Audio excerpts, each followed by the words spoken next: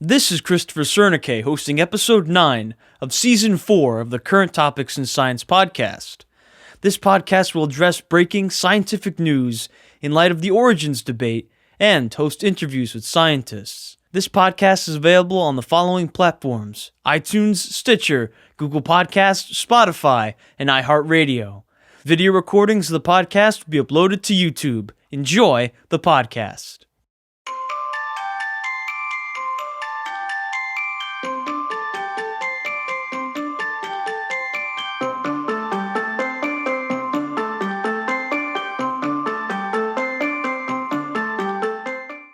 Today on Current Topics in Science, we have the honor of hosting Dr. Timothy L. Clarey.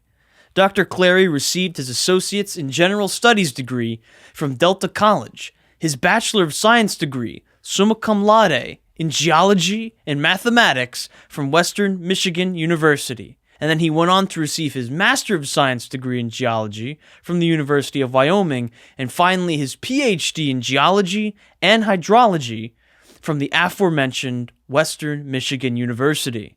Dr. Clarey nearly worked for a decade as an exploration geologist for Chevron, served as a part-time instructor for Western Michigan University, a geology professor for Delta College, and a professor for King's University.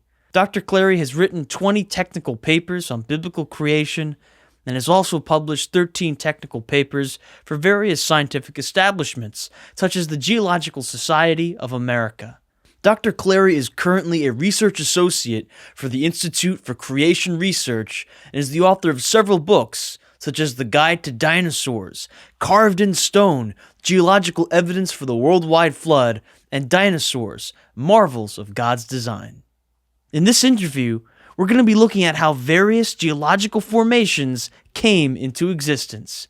And now, without further ado, good afternoon, Dr. Clarey. How was your day, and how are you doing?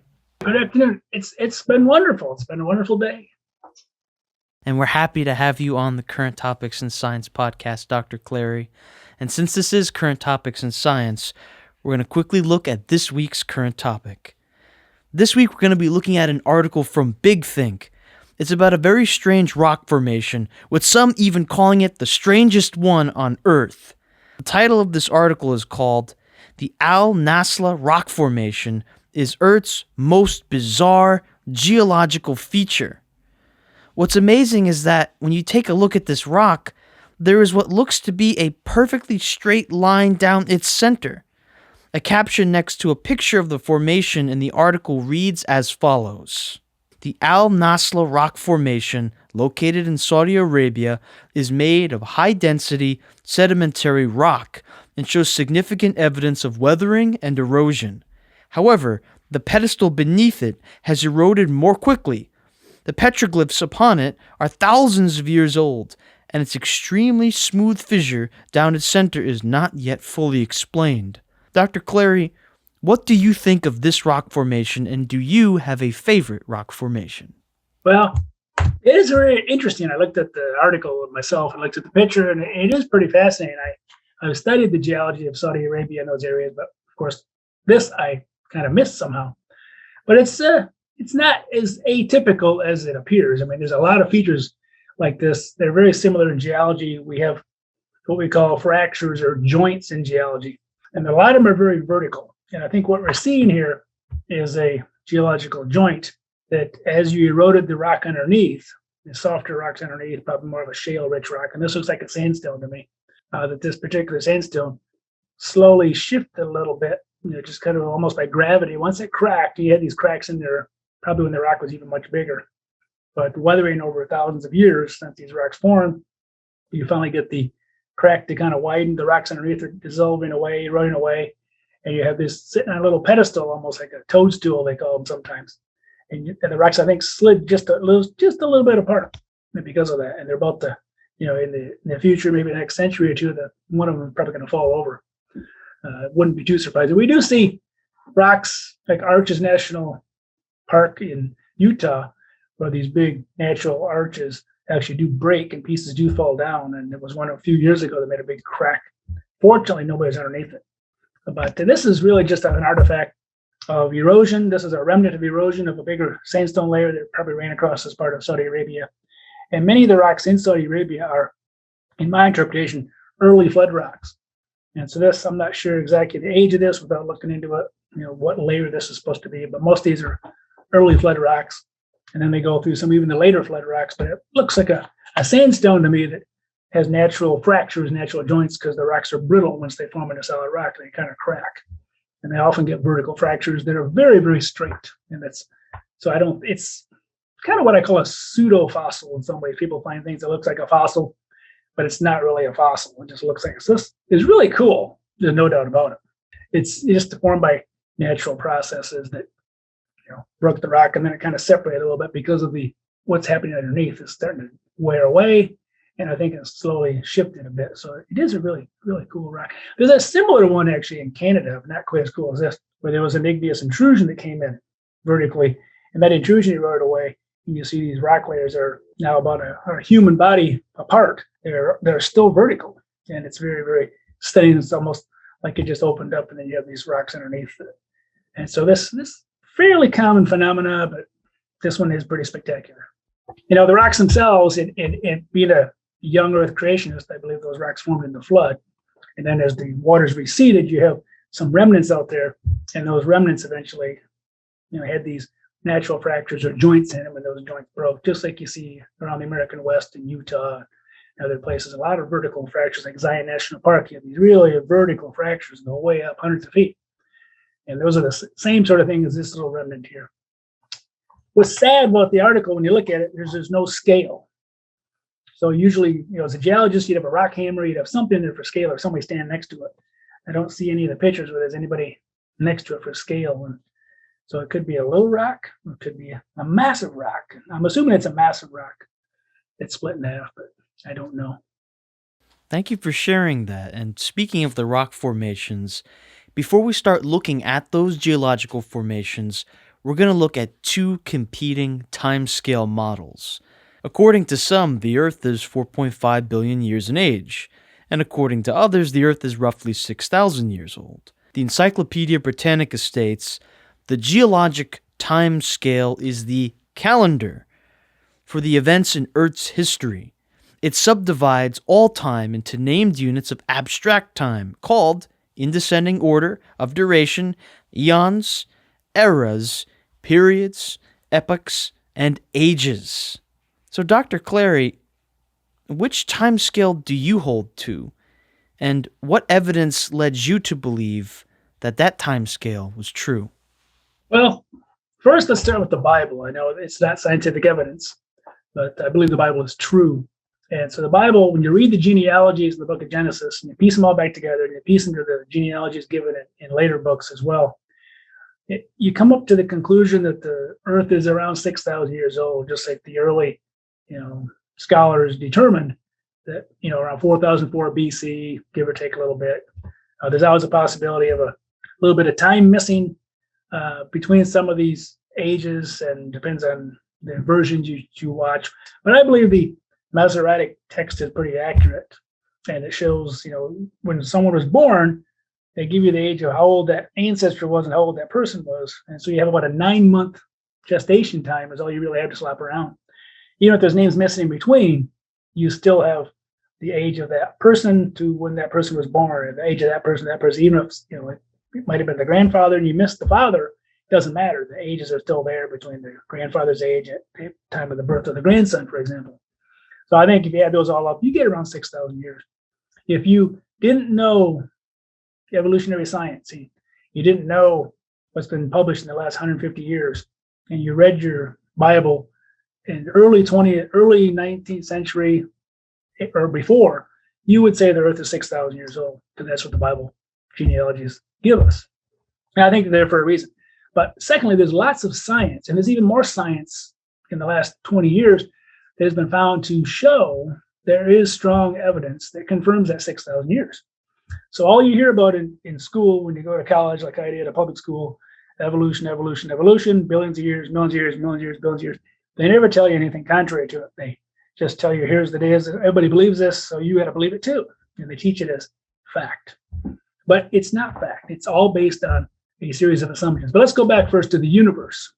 There's evidence in the universe that the universe is young, not 13.7 billion years old, like they try to say the universe is.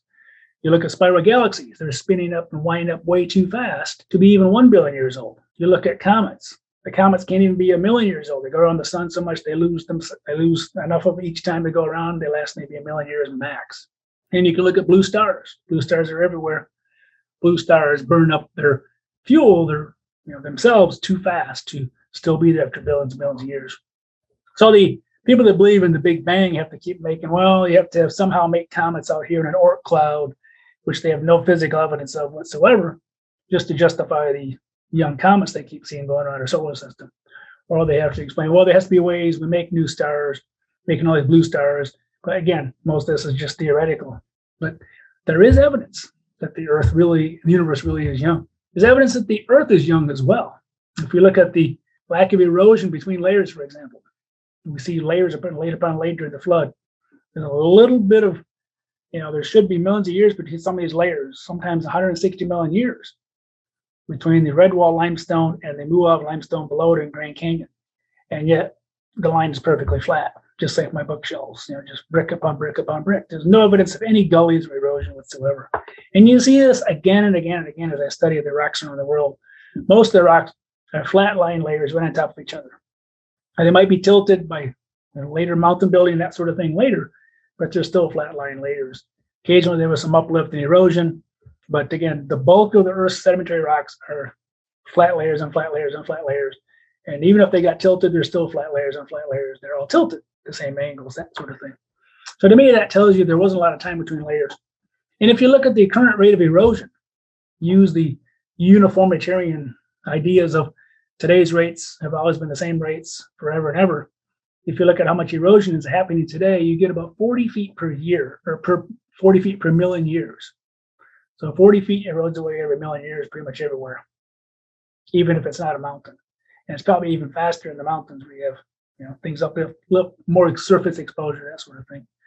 So we look at the east coast of the United States, where the Appalachians are. The Appalachians were supposed to form, according to evolutionary science, 200 or so million years ago at least. Well, most of that area is less than 600 feet above sea level, at least the areas around the Appalachians. So why wouldn't that have eroded down to sea level by now? If that stuff hasn't had any uplift in hundreds of millions of years, you don't have enough elevation for there to even be an east coast or areas around the Appalachians. It should be right down to sea level. So erosion is not the friend of the old Earth person. There's too much erosion happening way too fast all over the world, even using the rates that they project. And even like Hawaii, for example, I've studied that. The beach erosion in Hawaii, which erodes away the island, is way too fast for the islands to even be 1 million years old. But they claim they're 5 million years old based on their age dates. And the final thing that I think really helps out, there's two more things, is when you take the age dating that they use, which is a good concept, but it fails on it because there's too many assumptions involved in these radiometric dating techniques. You've got to assume that the age dates, the rate we see today has never changed. You got to assume you can tell how much parent and daughter, which is very, very difficult to do. And there's a multiple other assumptions as well. But in my opinion, there's too much groundwater flowing through the ground. The more I studied hydrogeology as a PhD student, there's too much groundwater constantly flowing in and out. You're always flushing the system. So there's no closed system you can study and say, okay, this is a parent, this is daughter. You can't just turn over a hourglass and say, okay, here's the parent to daughter. It's not that simple by any means. So they have to make a lot of assumptions. And they always assume, of course, great dates. They kind of started getting dates. And if the dates don't fit in where they should be, they say, oh, those are contaminated. They toss them out. There's examples in Grand Canyon that we sent off samples to 20 years ago in a research study we did. We found out the lavas at the bottom of Grand Canyon, which should be old because they're at the bottom. And there's lavas that pour over the top, which we know happened around the Ice Age, after all the canyon was already carved. Well, we dated those rocks that poured over the top, and they were older than the rocks down at the bottom of Grand Canyon. So something's not right here. And every time, except maybe once, every time secular or evolutionary scientists have studied known eruptions, known volcanic eruptions that go back 1,000 years in historic times, like Mount Vesuvius, 2,000 years ago or so, all these known dates, And they've been published, and I put some in my book to show, we're not making this up. Whenever they test known aged lavas and they test them with radioactive dating methods, they get numbers grossly in error. They get millions and millions of years or hundreds of thousands of years for stuff that should be 1,000 years or younger. So it's kind of like an engineer. If you keep building a bridge, it keeps collapsing. Why would you tell somebody to drive over it and say, oh, it's fine. It works. It's fine. It works, but it keeps collapsing. So I think there's only about one case where they might have got lucky that they actually got the number about right, which was kind of sad. But the latest thing that they're finding is there's been over 120 published papers now in scientific journals, not creation journals, over 120 papers showing original dinosaur and other animal soft tissues and proteins and cells and blood vessels that are still flexible, still the original proteins. And this has been going on since 2005 and actually before, finding snippets of DNA and all these really unusual proteins that are still there. And the physical chemists have studied these, the decay rates of these proteins for, let's go decades. And they've shown that these things decay away way too quickly to be even 1 million years old, let alone 66 million or 150 million. Or in some cases, there's worm fossils that are supposed to be 500 million years old, and they're still the original proteins.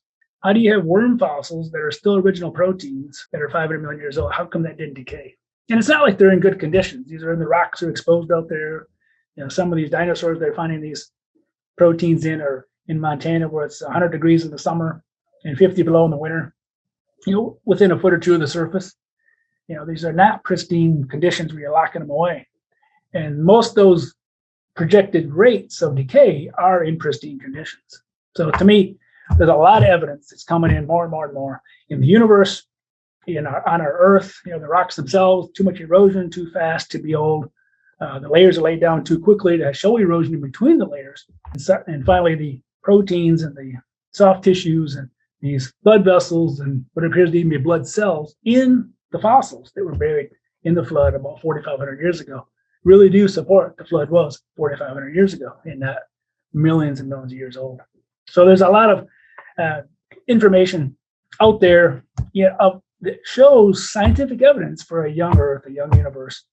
It's just this is the stuff you'll never hear in college. We've asked students, we've gone to colleges and public institutions and asked them, and they're paleontology students, and we've asked them, do you ever hear about these original dinosaur tissues? And they're like, no, because it's kind of like the secret. Even though there's about 120 papers, it's still somewhat held tight because they realize, as Jack Horner said, who's a paleontologist at Montana State University, just recently retired, he said the creationists are going to love this stuff.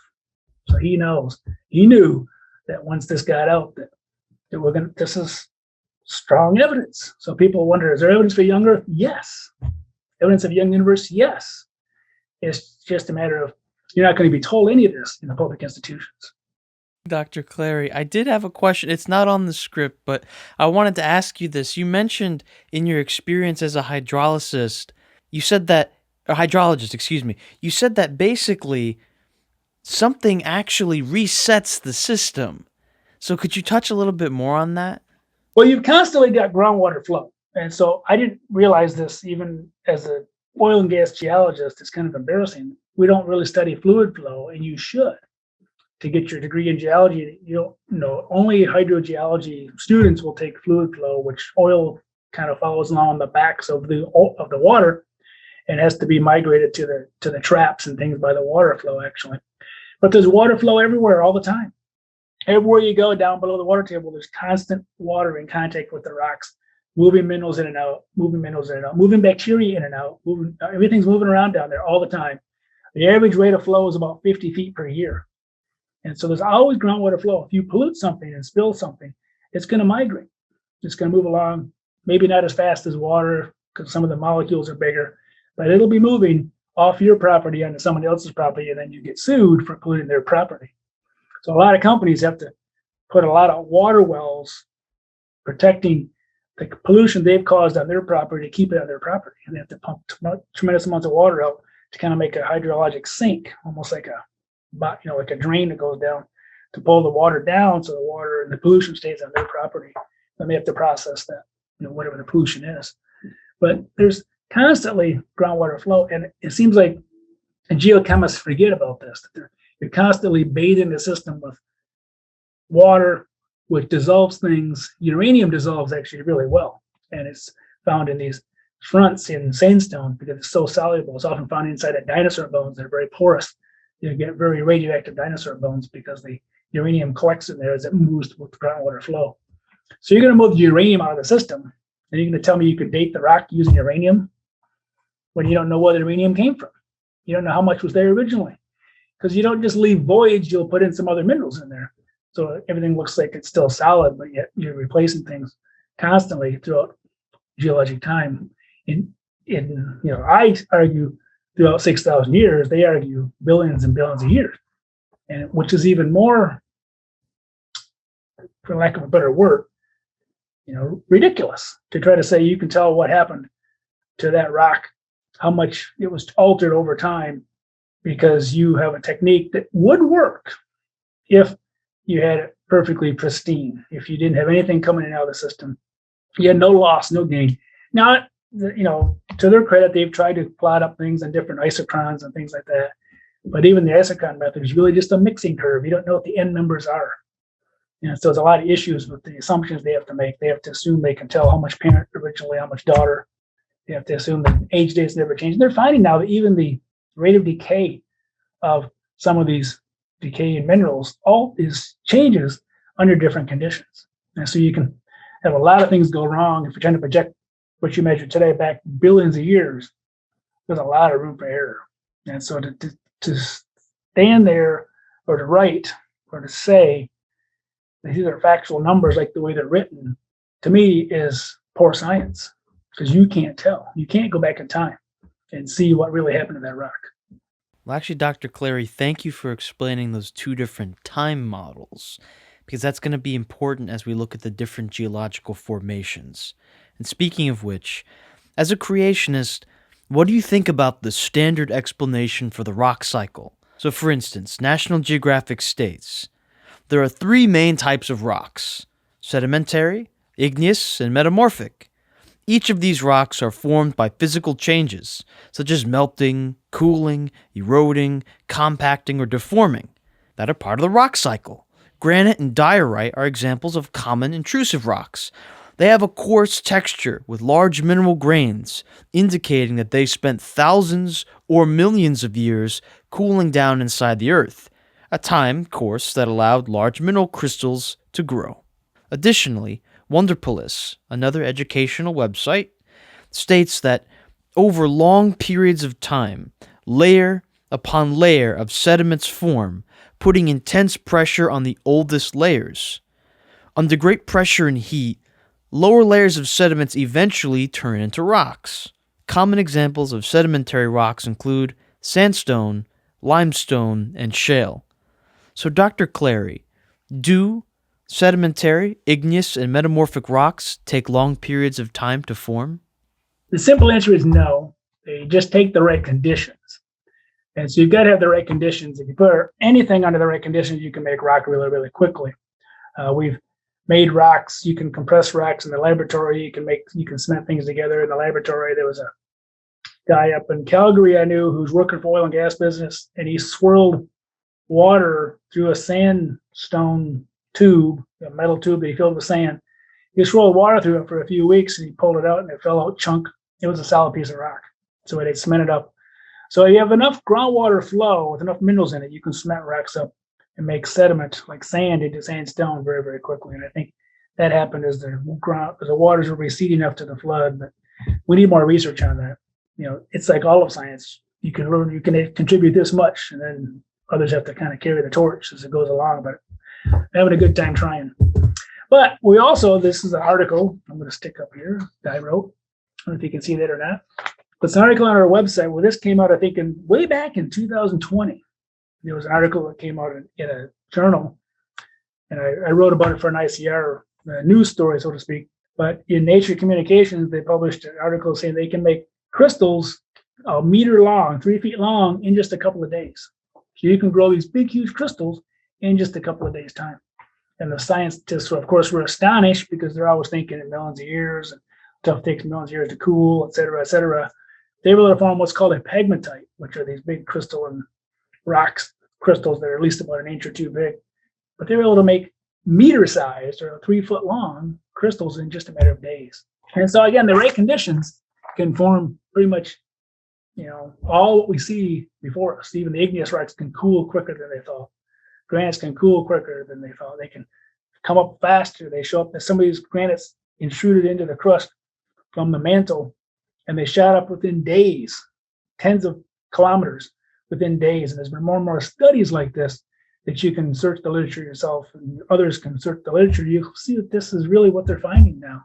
That things were a lot faster, a lot quicker, and can grow a lot faster, especially crystals. We were taught in school, if you have a big crystal, it took, thousands of years, if not millions of years to form. But now they're doing it in days, just days. And so to me, it just takes the right conditions. And the flood, all the heat and turmoil and all the sedimentation, the erosion going on, which was at a much faster rate than we see today on every scale, gave us those conditions to make all types of rocks. But one last thing about the rock cycle is the rock cycle, that isn't like a life cycle. Rocks they're not born igneous and they become sedimentary and then metamorphic. There's no hit or miss to it, but you can change a rock from one to the other. You can take an igneous rock and erode it away really quickly by exposing it to the surface or waves and break it into particles. Some of it might dissolve, some of it will become physical pieces. You can transport those somewhere else, deposit them maybe in a beach, and then that beach can get packed down with more sediment, more sediment, more sediment. During the flood, of course, there's all this movement going around from cavitation, eroding things away, and just you had just massive tsunami waves coming in, hitting it. And there's been studies by my colleague John Baumgartner at Liberty University who've shown you could create almost all the sediment you need within hundreds of days, falls within the realm of the flood. Dr. Clarey, that was really cool. Thank you so much for going over those 3 kinds of rocks. But right now we're going to take a look at another geological formation, commonly called liquid gold or oil. According to Smart Touch Energy, it takes a very long time and very specific circumstances for oil to form, and most of the oil that we use today started forming millions of years ago. Roughly 10% of the oil that's harvested today was formed during the Paleozoic age, which fell between 551 and 252 million years ago. Most of it formed during the Mesozoic era, which happened between 252 and 66 million years ago. And the final 20% formed during the Cenozoic age, roughly 65 million years ago. Dr. Clarey, what do you think? Does oil take millions of years of time to form? Not at all. You can make oil, and they've done this, and we've written articles on this at ICR. The government has made oil in the research labs in less than an hour, from marine algae to oil in less than an hour. Again, all it takes is the right conditions. So I believe that you made most of your oil by depositing marine algae and marine plankton, all this stuff, very rapidly, so they didn't have time to decay. They didn't just slowly fall to the ocean at the bottom and get buried over thousands and thousands of years. These are sediments deposited very, very quickly during the flood, burying all these organic molecules and critters that lived in the oceans very, very quickly. And those became the source rocks. These black shales became the source rocks because they were so rich in organics. But those became the source rocks for oil. But oil is generated as soon as you reach a certain temperature. Today, they call it the oil window. You have to be about 5,000 feet down to maybe 10, 15,000 feet down. That's the zone where rocks have to be heated by the Earth's internal heat to reach a certain temperature, and then they start to cook the oil out. And exactly how the oil goes from the source rock to the reservoir rocks, the sandstones and stuff, is still very unknown. It's hard to study because you got to study it in place, and it's hard to do that. We see the results of it. But I think, oil formed very quickly after the flood. There are people that argue, well, oil is not from the flood because Noah used tar or pitch on the ark. Well, if you look at that Hebrew word that is used in that reference in Genesis, it's really not, doesn't mean pitch at all. It means kopher is the Hebrew word Kopher. I think that's right. And that means a covering. It has nothing to do with oil, or it could have been some sort of tree resin they cooked up, who knows. But it was just literally means a covering. Later, 200 years later or so, depending on, sometime during Peleg's lifetime, you have the Tower of Babel going on. So maybe about 200 years later, you have true pitch coming out. And it's a different Hebrew word where they use the slime or the oil as part of their mortar to make their mortar stronger for the Tower of Babel. And we still saw a TV show a few months back in the Middle East from the time of, the patriarchs' time. You go back and they see there's still cement that has oil in it. It made a very, very durable cement, even stronger than, cement the way we make it today, by adding a little bit of oil to it. So it really was ingenious, and they knew what they were doing. But the oil started coming up in oil seeps in the Middle East, and we still see that today. We still see oil seeps all over, offshore, in the United States. The first oil wells are drilled near oil seeps because oil's got to be down there somewhere, so they went after it. Didn't even need geologists, surprisingly, and they found all this oil in Pennsylvania and other places across the country and across the world. But they've realized, of course, where it's coming from. Eventually, it came from these source rocks, and now fracking, they go into those source rocks and they hit those vertical fractures we talked about, and they hit a bunch of those horizontally for maybe 3 miles. Hit enough fractures, you're going to kind of drain the oil out through those cracks. And so that's the technology we didn't have when I was in oil and gas. We did vertical fracking, but we didn't do the horizontal fracking thousands of feet down and shoot out thousands of feet, because they can steer the oil wells just amazingly well today and stay within just a few feet of where they want to go for a couple of miles down underground. So I drill down 5,000 feet and they kick out 3 more miles sideways, getting all these fractures in the source rock. So they kind of go into the source. And that's what allowed the U.S. to almost double the oil reserves overnight by drilling these wells and the fracking. There's plenty of oil out there still. But to me, the oil can't be that old. Can't be millions of years old because it decays away. Almost all the oil we produce is partially biodegraded. Bacteria loves oil. And so the tar sands in Alberta, for example, those are heavily biodegraded oils by the bacteria. So you just have tar left, and you have to cook it out of the rocks almost. The Gulf of Mexico, when unfortunately those people died when the BP well exploded and shot everything out, and that spilled all that oil. Most of the oil was eaten up by bacteria. But you might argue, well, it's at the surface. And it is a lot quicker at the surface with oxygen. But even underground, this same thing happens. That's why most oil we produce today is partially biodegraded, if not very thoroughly biodegraded. When I worked for Chevron, Wyoming, they told me the oil was 150 million years old from the Jurassic. And it just migrated along. Just sitting there waiting in these traps. 150 million years just sitting there waiting for us. And we drilled into it, and nope, there it was. But think about if you put oil or gasoline in your garage for 10 years and try to put it in your lawnmower, what's going to happen to it? It's going to lose it's going to start breaking down. And so there's bacteria everywhere, and there's bacteria underground. As I mentioned, most oil and gas geologists don't think about it. They think they could magically pasteurize the oil. That's what they talk about in the journals. When you try to find out how do they justify saying oil is that old, they say, well, it got pasteurized at 80 degrees Celsius, near 180 degrees Fahrenheit or something. And then it just sat there. Well, oil doesn't sit. How the oil gets there in the first place was from groundwater flow. There's always groundwater flow. There's always going to be bacteria. We've drilled down over 3 miles, and there's bacteria 3 miles down in the water. So it's slower underground, but you can't have oils lasting millions of years. It would be gone. So I think most oil today is a consequence of the flood, by rapid burial of organic debris in the flood. And that oil has been gurgling up and getting in traps and biodegrading, but there's still so much oil out there because I think some of it's still forming today. Dr. Clarey, it sounds like each of these geological formations expected to take eons of time to formed actually quite rapidly. And speaking of geological formations, for our next one, we're going to be looking at what's sometimes called a girl's best friend, or diamonds. According to the Cape Town Diamond Museum, diamonds were formed over 3 billion years ago, deep within the Earth's crust, under conditions of intense heat and pressure that cause carbon atoms to crystallize, forming diamonds. As it cools, the magma hardens to form kimberlite and settles in vertical structures known as kimberlite pipes. These kimberlite pipes are the most significant source of diamonds, yet it's estimated that only 1 in every 200 kimberlite pipes contain gem-quality diamonds. The name kimberlite was derived from the South African town of Kimberley, where the first diamonds were found in this type of rock. So again, Dr. Clarey, when did diamonds form? Was it 3 billion years ago, or was it in the recent past? Well, you know what I'm going to say, and it's true, thousands of years ago.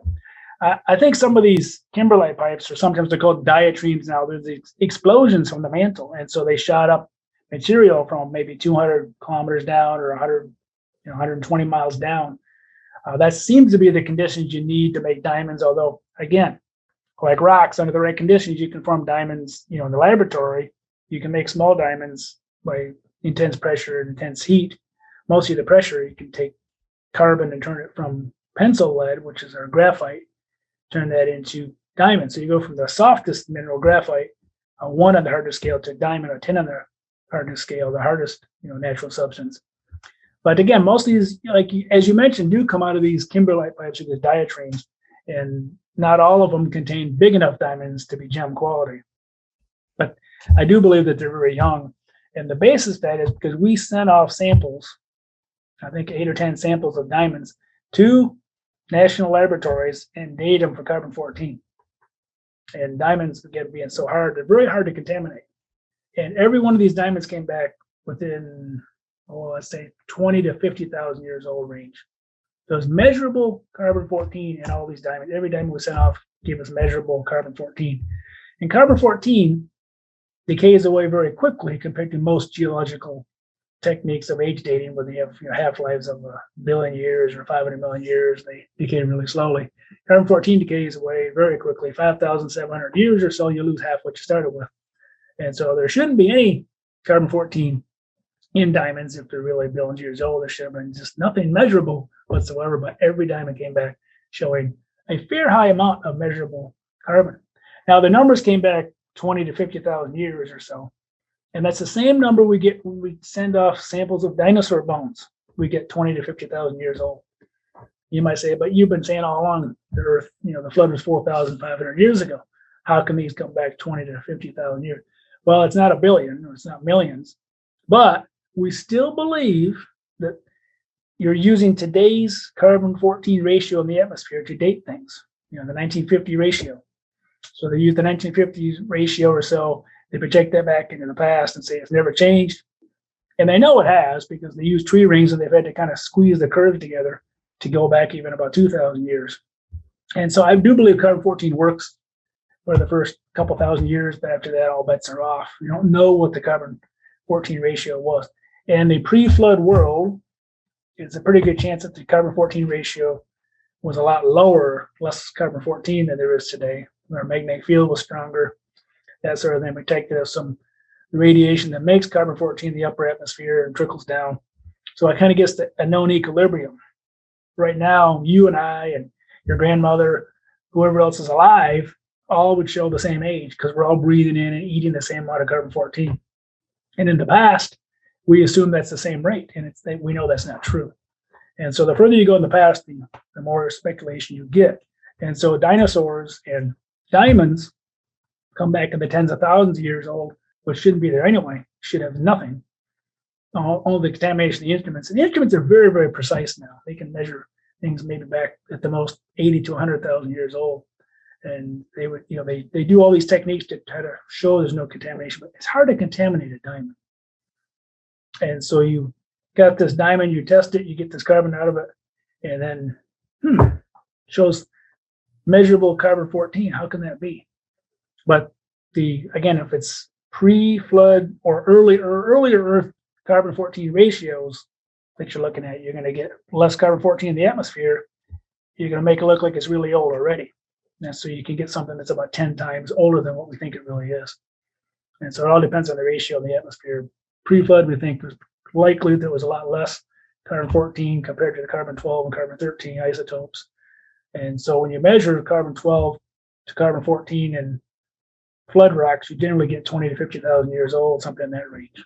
But it's consistent. Everything's 20 to 50,000 years old because it was all deposited and formed, 4,500 years ago. Or these diamonds might have been part of the original Earth that shot out maybe at the beginning of the flood as part of the fountains of the deep. some degassing of the mantle taking place. So the right conditions, you can make diamonds, but diamonds by themselves do not show age. They do not show billions of years. When we've tested them for carbon-14, we show that they're only thousands of years old and not billions.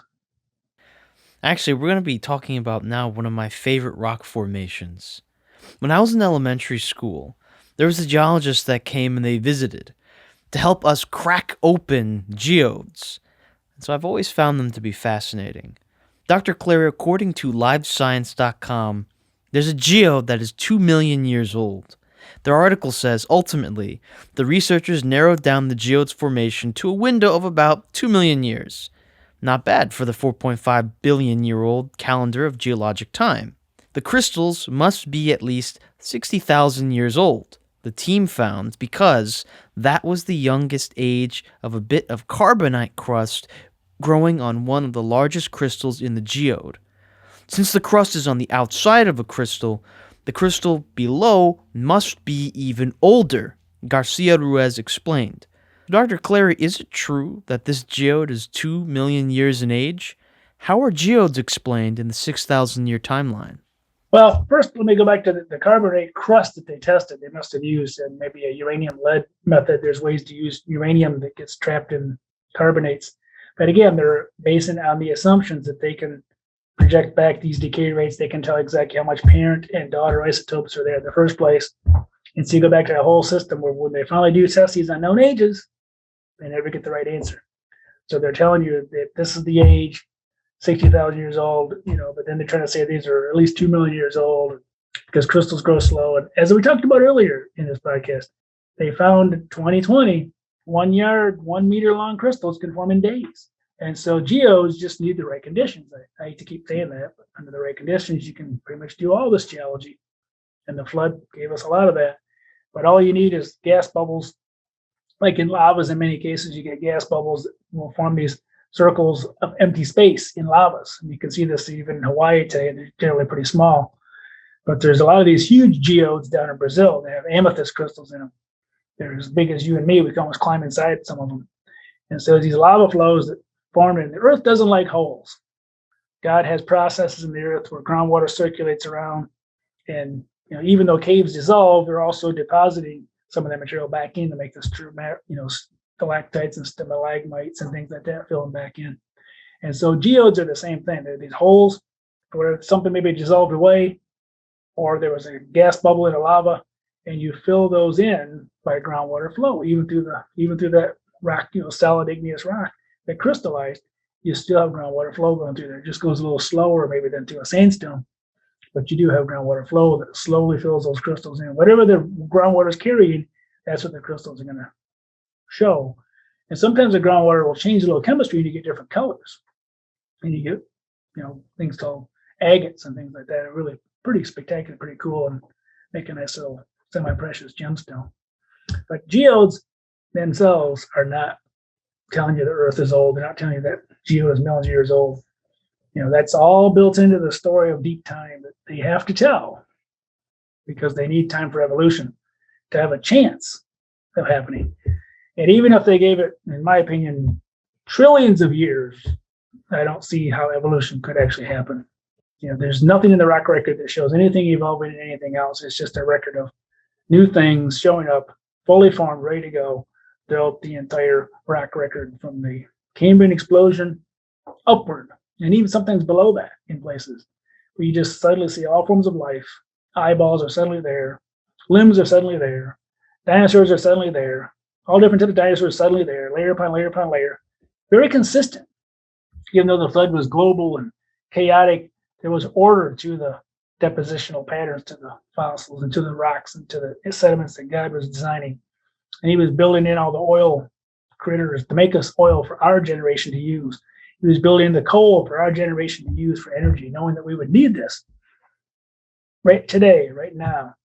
Even though we are trying to use more solar and trying to use more wind energy, our economy, our world still runs on coal and oil, these so-called fossil fuels. But if it wasn't for the flood, we wouldn't have these. We should be thankful to God that in the judgment of the earth for its wickedness, he still provided for us. we've actually come to our final question. There are numerous Christian songs and hymns. They refer to Jesus as the Rock of Ages, and even Christ himself says that we must build on the rock. So I find it fitting to end by asking, how has your field of geology overall led you to a deeper relationship with the Rock of Ages, Christ Jesus? I'm glad you asked that because it really, to me, the work that I'm doing that I've looked at for the last 9 years, I mean, throughout my career, I've been a geologist for about 40 years now. Yeah, maybe not that long. Seems like it. 30 some years. But everything I've seen and come across to me shows evidence of God's hand. God was involved in everything we see, whether it's the flood rocks, whether it's the oil produced by the flood rocks, or the coal from the flood rocks, the minerals, the fossils, all these things, even the igneous rocks, the cores of the mountains, which are probably some of the original creation week rocks, even those in many places have been altered and cooked and metamorphosed, I think, during the flood, which remind us of the scars on Jesus's hand. The evidence that there really, this turmoil, this global event that took place, that we can't even imagine how big and how all-encompassing it was. There's still evidence that shows it. And the more I study continent upon continent upon continent, I'll put a shameless plug in here for my book, Carved in Stone, because literally the record is carved in stone. You can read the rocks like geologists do. We can see the pattern. The rock layers are almost the pages of history, how they were deposited. But I see rapid deposition. I see rapid formation of rocks. I see rapid intrusions, rapid volcanic activity. All was taking place pretty much in that year of the flood. And so, the flood wasn't just a 40-day rainstorm. It lasted, according to the Bible, 150 days of rising water until it reached a peak, and then another over 150 days to go down. And that has to do with rapid plate tectonic activity, which Dr. John Baumgartner has shown there's what he has come up with is runaway subduction. And I think that's verified by my findings that we see a progressive flood. We see just small parts of the continents flooded first, and then more, then more, then more, and they all show the same pattern. So to me, it's the pattern that I see confirming a global flood that really shows and really gets me excited about geology, is really confirming God's word, confirming, that Jesus was there at the creation. Jesus was there at the judgment, the first judgment, and he'll be there again at the final judgment when he returns again. I usually talk in my flood talk about, the ark is a kind of a symbol of Christ. It was salvation. Noah spent years and years building that ark, preaching to people, and only 8 people got on the ark. Only Noah and his immediate family, his 3 sons and their wives, and Noah's wife got on the ark. Nobody else believed it was going to be a global flood. And today we see all the scoffing that there was a global flood. The evidence is right below our feet. Almost everywhere we go, we see thousands of feet of sedimentary rock filled with dead fossils, filled with coal, filled with oil, all as a consequence of that flood. And yet people, there was no flood. There's no evidence of the flood. And yet every continent's doing the same thing. No one has done this research that I'm doing. And I'm just so thankful to God that he brought me here at ICER to do this research and spends the time. And I'm able to get a salary to work on the most exciting research I've ever done to show that really was a global flood.